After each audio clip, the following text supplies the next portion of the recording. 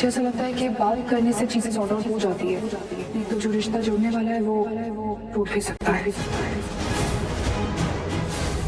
Serial Anupama में जब राही अपने कमरे में होती है तब उसे प्रेम का फोन भी वहीं रखा हुआ मिल जाता है और वह यूं ही फोन उठाकर देखने लगती है। तभी राही को प्रेम के फोन में अनुपमा को भेजे गए कई सारे मैसेज नजर आते हैं, जिसमें प्रेम ने अनुपमा को न सिर्फ अपनी फीलिंग्स शेयर की होती हैं, बल्कि राही की कुछ तस्वीरें भी भेज रखी होती हैं। और यह देखकर राही के तो होश ही उड़ जाते हैं, क्योंकि उसे पता चलता है कि जब से प्रेम मुंबई से लौटा है तब से वह लगातार अनुपमा के टच में है और यह बात प्रेम ने राही से छुपाई होती है। इसलिए राही बहुत ज्यादा गुस्से में आ जाती है, लेकिन तभी उसे यह भी याद आता है कि उसने भी प्रेम से यह बात छुपाई थी कि वह मुंबई में अनुपमा से मिल चुकी है। अब राही कशमकश में पड़ जाती है कि वह क्या करे और कैसे अपने गुस्से को कंट्रोल करे। राही नहीं चाहती कि प्रेम अनुपमा के और करीब जाए, क्योंकि वह आज भी अनुपमा को ही सारी गलतियों की जड़ मानती है। लेकिन प्रेम अब सब कुछ समझ चुका होता है और उसे यकीन हो चुका होता है कि अनुपमा बिल्कुल निर्दोष है और उसके साथ बहुत गलत हुआ है। तभी प्रेम जब अपना फोन लेने आता है